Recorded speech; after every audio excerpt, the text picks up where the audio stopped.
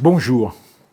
Faire fructifier son patrimoine pour le transmettre tout en tenant compte de l'érosion monétaire, de la fiscalité et des besoins de liquidité pour maintenir son train de vie est une mission extrêmement difficile.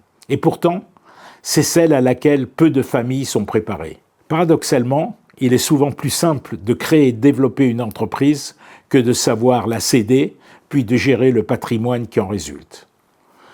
Mon constat, c'est que la plupart des familles qui ont accepté pendant des années d'avoir l'essentiel de leur patrimoine dans une seule entreprise, avec tous les risques que cela comporte, deviennent très prudentes lorsqu'il s'agit d'investir leur patrimoine et privilégient l'immobilier ou les placements liquides. Or, tout le monde sait que la véritable création de richesse vient des entreprises en croissance. C'est pourquoi, sur le long terme, il faut privilégier l'investissement en actions plutôt qu'en obligations. Si l'investissement en actions cotées est relativement bien connu, le private equity, qui consiste à investir dans des sociétés non cotées, est une nouvelle classe d'actifs. Son fonctionnement peut sembler complexe, mais ses fondamentaux sont très simples. Il s'agit d'accompagner des entreprises innovantes dans des secteurs porteurs pour créer de la valeur. Depuis plus de 30 ans, cette classe d'actifs a démontré qu'elle surperforme de manière constante les autres d'au moins 4 à 6 points de pourcentage de plus par an. Toutes les grandes entreprises des dernières décennies, Microsoft, Apple, Amazon, Google, Sephora, Doctolib, ont été accompagnées à un moment de leur vie par le private equity.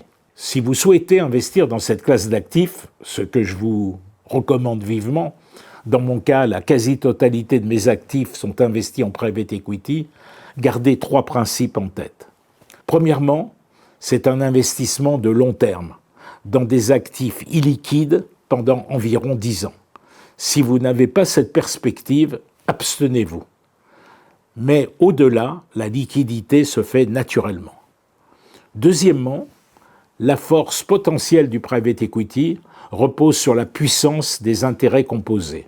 1 million d'euros placés à 6%, ce que rapportent la plupart des autres classes d'actifs, pendant 25 ans, produisent un patrimoine de 4,3 millions d'euros. Et 1 million d'euros placés à 11%, ce qu'on peut espérer du private equity à minima, produisent un patrimoine de 13,6 millions d'euros. Or, si vous faites un investissement dans un fonds de private equity d'une durée de vie de 10 ans, votre argent ne sera au travail que sur 4 à 5 ans. En moyenne, compte tenu de la mécanique d'appel de fonds sur 4 à 5 ans et de distribution sur une période équivalente.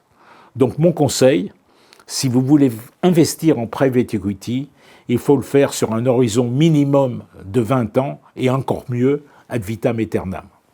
Troisièmement, comme dans toute aventure importante, choisissez avec le plus grand soin le ou les partenaires qui vous accompagneront dans ce long voyage. Merci de votre attention.